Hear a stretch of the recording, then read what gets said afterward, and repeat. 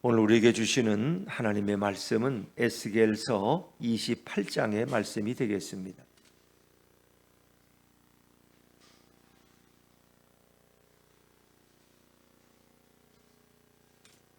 에스겔서 28장 1절부터 19절까지 말씀이 되겠습니다. 저 여러분이 한 절씩 교독하겠습니다. 또 여호와의 말씀이 내게 임하여 이르시되 인자야 너는 두로 왕에게 이르기를 주 여호와께서 이같이 말씀하시되 내 마음이 교만하여 말하기를 나는 신이라 내가 하나님의 자리 곧 바다 가운데 앉아있다 하도다. 내 마음이 하나님의 마음 같은 채 할지라도 너는 사람이요 신이 아니거늘 내가 다니엘보다 지혜로워서 은밀한 것을 깨닫지 못할 것이 없다 하고 내 지혜와 총명으로 재물을 얻었으며 금과 은을 곳간에 저축하였으며 내 큰 지혜와 내 무역으로 재물을 더하고 그 재물로 말미암아 내 마음이 교만하였도다. 그러므로 주 여호와께서 이같이 말씀하셨느니라. 내 마음이 하나님의 마음 같은 채 하였으니 그런즉 내가 이방인 곧 여러 나라에 강포한 자를 거느리고 와서 너를 치리니 그들이 칼을 빼어 내 지혜의 아름다운 것을 치며 내 영화를 더럽히며 또 너를 구덩이에 빠뜨려서 너를 바다 가운데에서 죽임을 당한 자의 죽음같이 바다 가운데에서 죽게 할지라.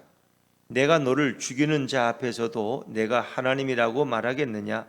너를 치는 자들 앞에서 사람일 뿐이요 신이 아니라 내가 이방인의 손에서 죽기를 할례받지 않은 자의 죽음같이 하리니 내가 말하였음이니라. 주 여호와의 말씀이니라 하셨다 하라. 여호와의 말씀이 또 내게 이르시되 인자야 두로 왕을 위하여 슬픈 노래를 지어 그에게 이르기를 주 여호와의 말씀에 너는 완전한 도장이었고 지혜가 충족하며 온전히 아름다웠도다. 네가 옛적에 하나님의 동산 에덴에 있어서 각종 보석 곧 홍보석과 황보석과 금강석과 황옥과 홍만호와 창옥과 청보석과 남보석과 홍옥과 황금으로 단장하였으며 내가 지음을 받던 날에 너를 위하여 소고와 비파가 준비되었도다. 너는 기름 부음을 받고 지키는 그룹임이요 내가 너를 세우매 내가 하나님의 성산에 있어서 불타는 돌들 사이에 왕래하였도다. 내가 지음을 받던 날로부터 내 모든 길에 완전하더니 마침내 내게서 불의가 드러났도다. 내 무역이 많음으로 내 가운데 강포가 가득하여 내가 범죄하였도다. 너 지키는 그룹아 그러므로 내가 너를 더럽게 여겨 하나님의 산에서 쫓아냈고 불타는 돌들 사이에서 멸하였도다. 내가 아름다움으로 마음이 교만하였으며 내가 영화로움으로 내 지혜를 더럽혔으며 내가 너를 땅에 던져 왕들 앞에 두어 그들의 구경거리가 되게 하였도다. 내가 죄악이 많고 무역이 불의함으로 내 모든 성소를 더럽혔으며 내가 내 가운데에서 불을 내어 너를 사르게 하고 너를 보고 있는 모든 자 앞에서 너를 땅 위에 죄가 되게 하였도다. 19절 같이 읽습니다. 만민 중에 너를 아는 자가 너로 말미암아 다 놀랄 것이며 내가 공포의 대상이 되고 내가 영원히 다시 잊지 못하리로다 하셨다 하라. 아멘. 할렐루야. 네, 주님의 은혜가 우리 모두에게 함께하기를 간절히 바랍니다. 자, 우리는 계속 두로에 대한 말씀을 아침에 묵상해 왔습니다. 26장, 27장에 이미 두 장에 걸쳐서 두로를 소개했고 오늘 28장에도 또 두로에 관한 말씀입니다. 그런데 이제 이게 차이가 있어요. 26장과 27장은 두로라는 한 나라, 어떤 항구 도시로서 무역을 통해서 경제적 번영을 이룬 그 두로가 오히려 이스라엘의 패배를 조롱했기 때문에 그들이 하나님의 심판 가운데 던져진다 하는 의미로 진행되었지만은 오늘 28장은 차이가 있어요. 두로에 대한 게 아니라 누구에 대한 거예요? 두로 왕에 대한 거예요. 두로 왕. 두로 왕이 얼마나 교만한 자인가 하는 거에 초점이 맞춰져 있어요. 그래서 인간에게 교만이 얼마나 잘못된 것인가.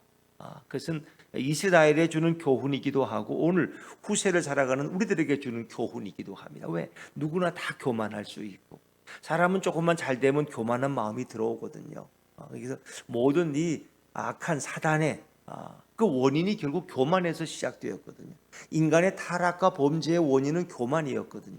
그래서 오늘 성경에는 두로 왕의 교만에 견주어서 아담의 교만에 대해서 또 우리가 사단과 마귀라고 하는 하나님의 천사장 루시퍼가 어떻게 타락해 갔는지 그 교만에 대해서 지적을 해줍니다. 그래서 특별히 두로에 대한 말씀과 두로 왕에 대한 말씀이 이 에스겔서의 많은 부분을 차지하고 있다는 것을 우리가 먼저 이해하면 좋겠습니다.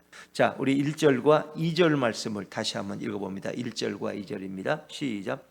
또 여호와의 말씀이 내게 임하여 이르시되 인자야 너는 두로 왕에게 이르기를 주 여호와께서 이같이 말씀하시되 내 마음이 교만하여 말하기를 나는 신이라 내가 하나님의 자리 곧 바다 가운데 앉아 있다 하도다. 내 마음이 하나님의 마음 같은 채 할지라도 너는 사람이요 신이 아니거늘. 두로 왕은 스스로 자신이 교만해져서 나는 신이라고 말한다. 여러분 두로란 나라를 상상해 보세요. 지금으로부터 2600년 전에 그렇게 경제적으로 번영한 나라가 있었다는 거예요. 항구 도시였고 세계 모든 무역 교역의 중심지였어요. 그래서 우리가 어제 27장도 봤지만 그 나라에서 다루지 않는 게 없어요. 세계 어디에 있던 걸 다 구할 수가 있어요. 그러니까 우리는 옛날에 그렇지 않다는 거예요. 그 당시에도 세계에 있는 모든 진품 명품들을 다 볼 수 있었고 다 살 수 있었고 돈만 주면은 왜? 세계를 넘나드는 이런 상선들이 너무나 많았다는 거예요. 그리고 두로는 그 당시에 이미 번영했기 때문에 외국의 용병들을 사다가 자기의 나라를 지키게 할 뿐더러 유명한 선장들 또 항해사들 또 지혜 있는 박사들 이런 사람들을 다 돈 주고 사서 그 나라를 보존하도록 했다. 그래서 어제 27장에 보면은 이 두로란 나라를 하나의 큰 호화 무역선 호화 유람선으로 생각하시면 돼.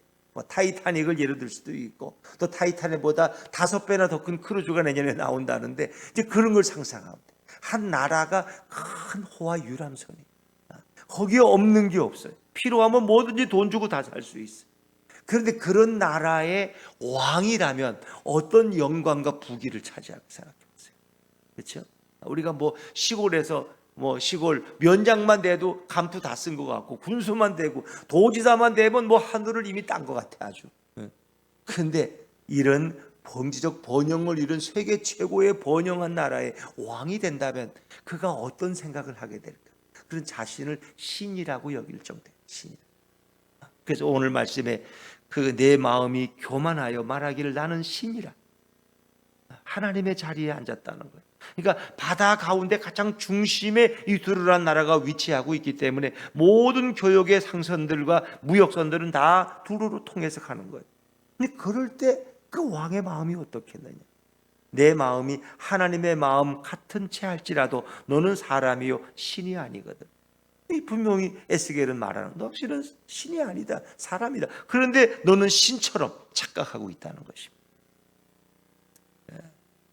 그러니까 이 나라가 이제 망하려면 늘 이렇게 이름을 붙이는데 애굽의 왕을 뭐라고 불러요? 바로라고 부르죠. 바로. 이거 잘못 어떤 분들은 그걸 바로가 사람 이름이라고 생각해요. 이름이 아니에요. 그런데 애굽의 모든 왕들은 다 바로라고 불리는 거예요. 그럼 로마의 황제를 뭐라고 불렀어요? 가이사. 모든 왕의 명칭이 우리 제일 높은 사람은 뭐라고 불러요? 제일 높은 사람 우리는 뭐예요? 장관 이외에 국무총리 이외에 누가 있어요? 대통령. 우린 대통령이라고 부르는 거예요. 일본에서는 뭐라고 불러요? 총리라고 부르는 거예요.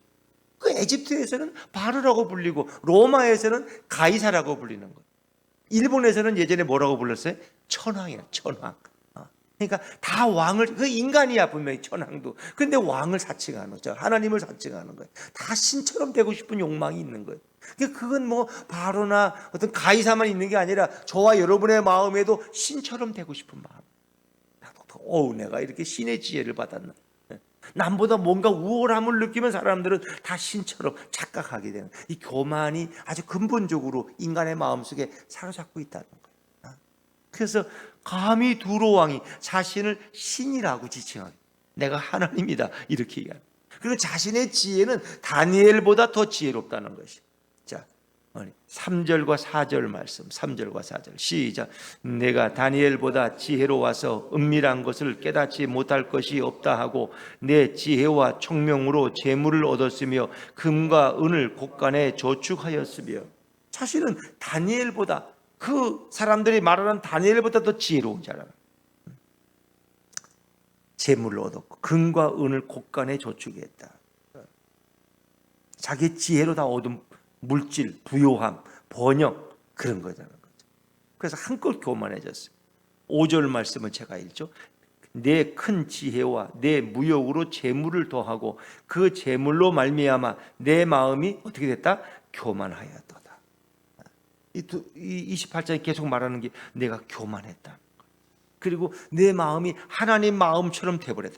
자기가 하나님인 줄 알고 자기 마음이 하나님의 마음 같은 채 했다는 거예요. 6절 말씀을 같이 읽죠. 6절입니다. 시작.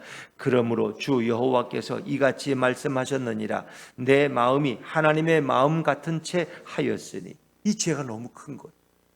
자신을 하나님이라고 여기고 자신이 모든 한 일은 하나님의 마음과 똑같다는 거예요.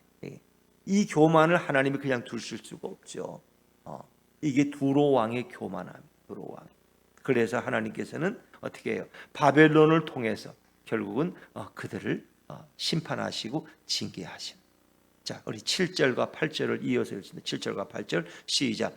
그런즉 내가 이방인 곧 여러 나라의 강포한 자를 거느리고 와서 너를 치리니 그들이 칼을 빼어 내 지혜의 아름다운 것을 치며 내 영화를 더럽히며 또 너를 구덩이에 빠뜨려서 너를 바다 가운데에서 죽임을 당한 자의 죽임같이 바다 가운데에서 죽게 할지라. 이방인의 여러 나라의 강포한 자라는 건 바벨론이 연합군이에요. 왜? 바벨론이 세계를 정복했으니까 전쟁을 할 때는 자기가 정복한 나라의 백성들을 다 불러서 연합군을 만들었어. 두로를. 근데 두로가 워낙 강성해서 13년 동안 두로를 점령하는 데 시간이 걸렸다는 거죠. 그래서 바벨론에 의해서 내가 하나님이 그를 심판하신다. 지혜의 아름다운 걸 치고 영화를 더럽히며. 그리고 8절에 보니까 너를 구덩이에 빠뜨려서, 이 구덩이는 단지 그냥 사람을 죽여서 이렇게 흙구덩이에 던지는 정도가 아니라 이건 음부를 가리키는, 음부를.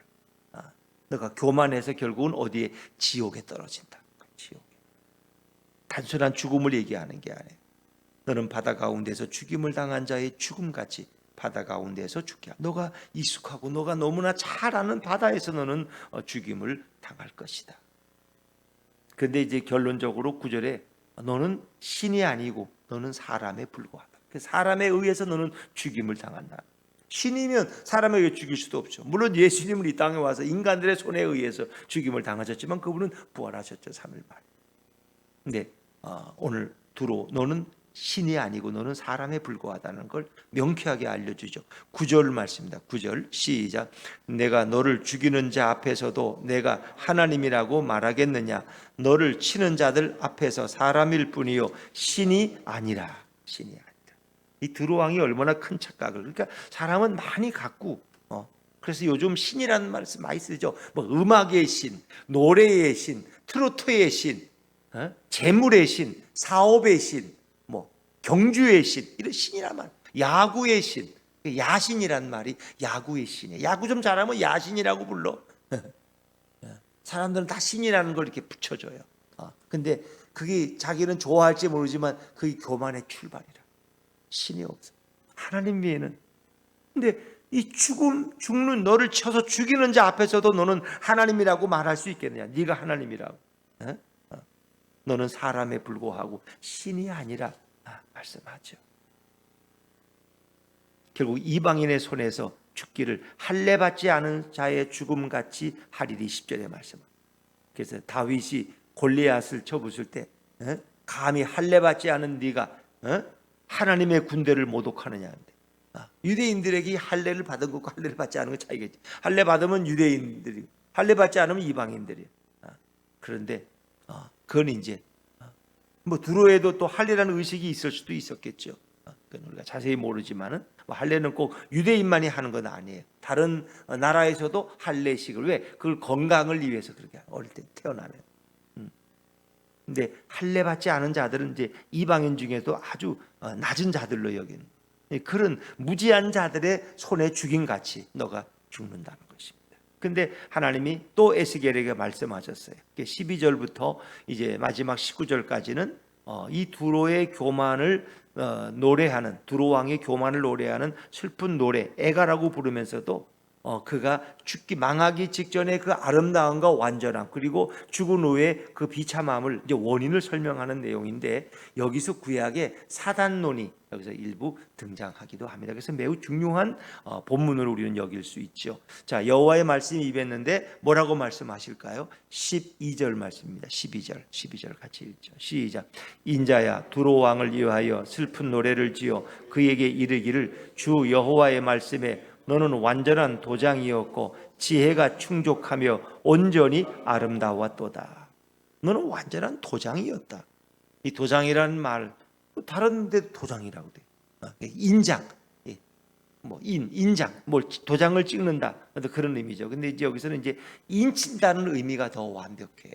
어떤 하나님이 뭔 일을 끝내실 때 인을 치신다. 그 하나님이 보증하신다는 거예요.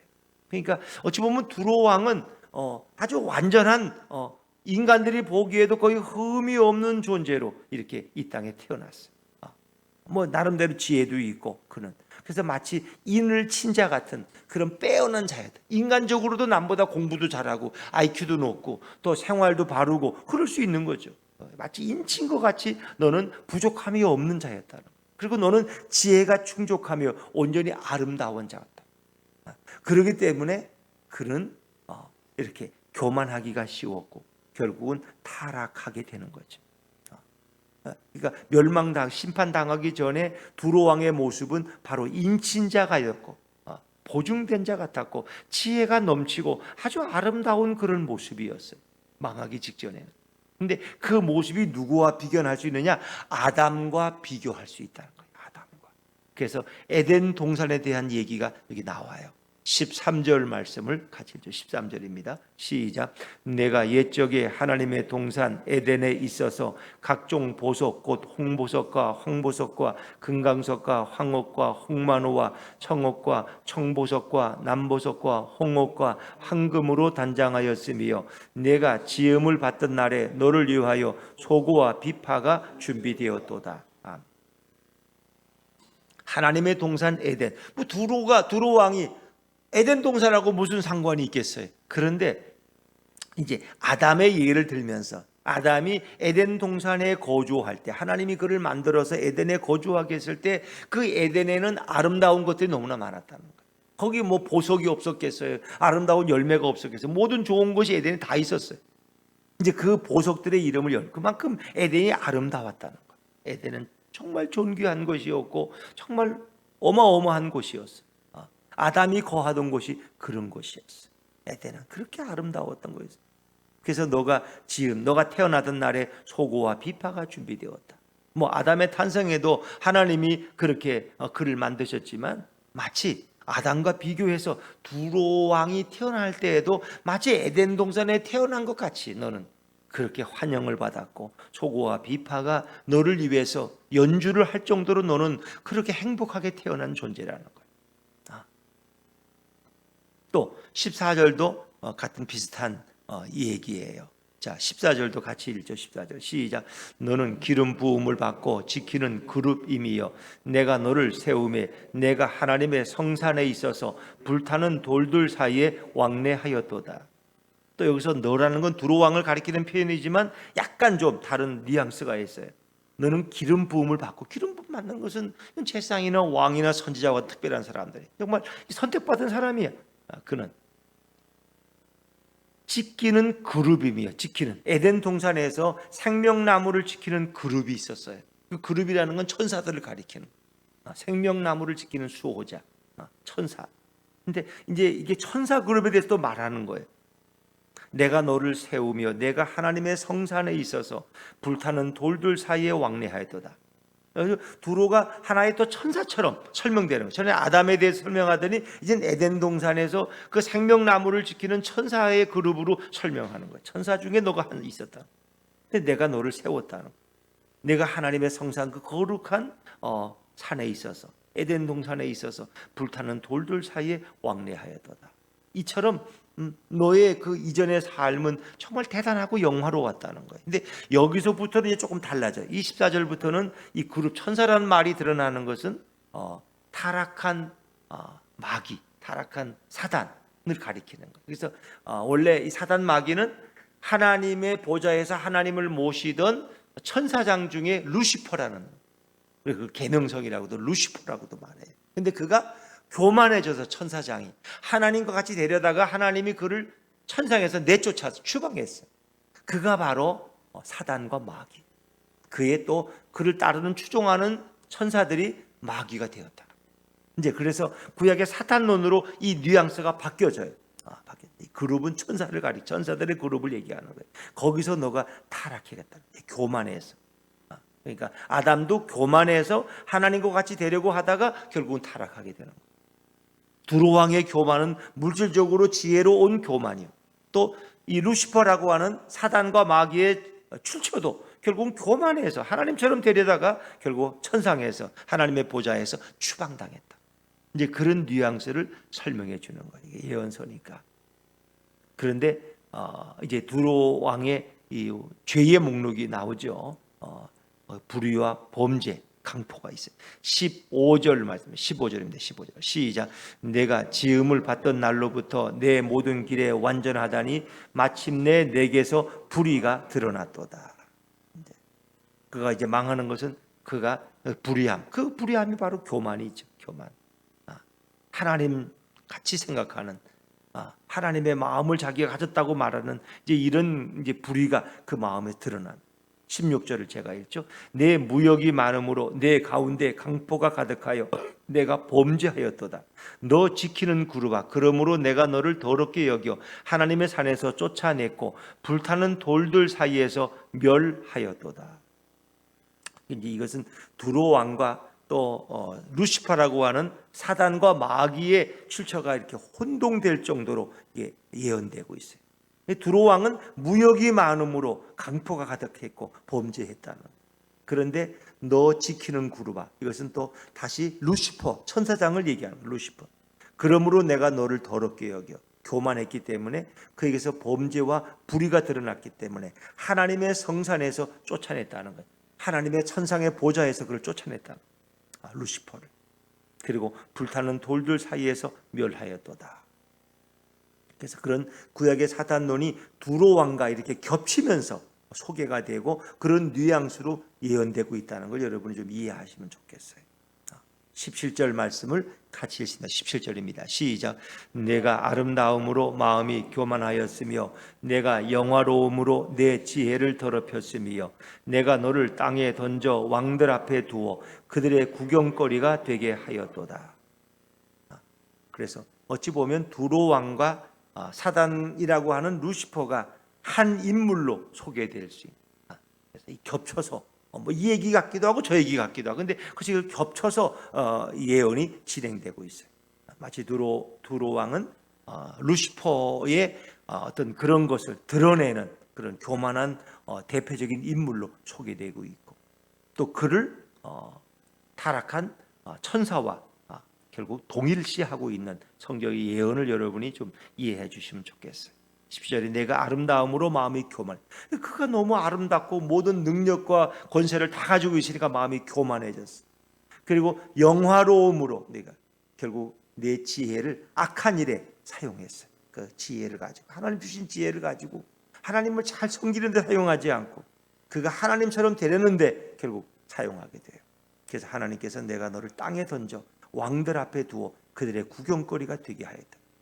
어찌 보면 이 사단, 이 루시퍼를 던져서 두로 왕이라는 인물로 그가 태어나서 결국은 마지막은 왕들 앞에서 조롱거리가 되게 했다. 그 많은 세계의 왕들이 보고 저 두로 왕이 망했다고, 두로가 망했다고, 그래서 구경거리가 되게 했다.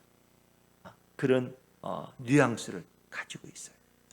그래서 이런 두로 왕이라는 인물이 루시퍼와 일치하기도 하고 또 다른 비교의 대상으로 설명하고 있다는 것을 여러분이 이해하시면 되겠습니다. 18절 말씀으로 넘어갑니다. 18절입니다. 18절 시작. 내가 죄악이 많고 무역이 불의함으로 내 모든 성소를 더럽혔으며 내가 내 가운데서 불을 내어 너를 사르게 하고 너를 보고 있는 모든 자 앞에서 너를 땅 위에 재가 되게 하였도다. 그 두로 왕의 죄악이 많고 또 무역이 결국 불의해서 하나님의 영광을 가렸고 내 모든 성소를 더럽혔다. 하나님을 부인하는, 그도 우상을 숭배했을 것이고 스스로를 신이라고 하니까 그건 하나님의 성전을 더럽히는, 하나님의 영광을 가로막는 그런 결과가 왔겠죠. 그래서 결국은 불을 내어 너를 사르게 했던 하나님의 심판이 임했다는 것을 설명하죠. 그래서 이 말씀은 두로 왕의 교만에 대한 하나님의 심판이고 경고고, 그것은 반대로 결국 이스라엘 백성들이 이 글을 읽으면서 교만해서는 안 되겠구나 하는 것을 느낄 것이고 후대의 우리들에게도 그런 교만에 대한 경고의 말씀이 되는 것이죠. 신앙생활에도 역시 이 모든 인간의 타락의 출발이 교만으로부터 시작되기 때문에 교만으로 우리가 제일 인간의 속에는 아직도 교만의 싹이 있어요. 아담과 하와가 타락한 그 쓴뿌리가 우리 마음에 남아 있어서 인간은 조금만 칭찬해주고 조금 뭐 남보다 좀 뛰어나면은 인간은 금방 교만해질 수 있는 속성을 가지고 있다. 그래서 우리는 늘 자신의 교만의 싹을 잘라버립니다. 교만의 싹이 자라지 못하도록 늘 성령의 충만을 의지해야 합니다. 잠언 16장 18절에 교만은 패망의 선봉이요 거만한 마음은 넘어짐의 앞잡이니라 라고 말씀합니다. 하나님은 또한 교만한 자를 싫어하시고 교만한 자를 배척하시고 겸손한 자에게 은혜를 베푸신다고 성경은 말씀합니다. 그래서 오늘 성경은 우리로 하여금 우리가 신앙생활의 가장 큰 적은 교만이라. 목사가 교만할 때, 교회 중직자가 교만할 때 어떤 결과가 올까? 우리 늘 생각해. 세상에 다스리는 정치인들이 자기의 능력에 도취돼서 그가 교만할 때 어떤 결과가 올까? 이 푸틴 같은 존재가 돼서 전쟁을 일으키고 수많은 사람들 살상하고 이런 결과가 오는 것이죠. 그래서 모든 에집트의 바로들, 또 로마의 가이사 황제들, 또 일본의 천황 교만해서 세계를 우리 일본이 점령하겠다고 나서다가 결국은 그들이 원자폭탄을 맞고 무릎을 꿇고 항복 조인서를 내고 그래. 지금도 일본 사람들은 또 그런 옛날의 꿈을 꾸고 있어. 우리 일본이 세계를 지배할 때가 또 오지 않겠나. 그런 헛된 꿈을 꾸고 있는. 다 그것은 교만해서 하나님이 없을 때 인간은 오늘도 교만할 수 있어요. 교만이 가장 큰 신앙의 방해물이. 교만이 넘어짐의 앞잡이. 교만이 멸망의 선봉, 패망의 선봉. 우리는 교만을 내게서 뿌리째 뽑아 주시옵소서 기도하시는 것은 우리가 교만하지 않게 해서는 예수님을 내 인생의 주인으로 모셔. 어떤 일도 예수님께 묻고 예수님의 허락을 받으면 인간은 교만하지 않을 수 있어요. 늘 자신을 돌아보세요. 왜? 주님이 하나님이 인간의 몸을 입고 이 땅에 오셔서 겸손함을 보여주셨거든. 심지어 예수님은 지아들의 발을 친히 씻겨주시면서 이것이 너희들이 배울 본이라고 했어요. 모델이라고 그랬어요. 서로의 발을 씻겨주는 겸손함으로 살 때 제일 안전한 것입니다. 그런 사람에게 구원이 보장되어 있어요. 그러나 교만은 결국은 패망의 앞자리가 되는 거예요. 사단의 특성은 교만한 자인 것입니다. 오늘도 우리가 주님의 마음을 우리가 가질 수 있도록 기도하시고 겸손하신 주님을 따라서 주님을 내 인생의 주인으로 모시고 그분과 동행하는 복된 9월이 되시기를 주의 이름으로 축원합니다.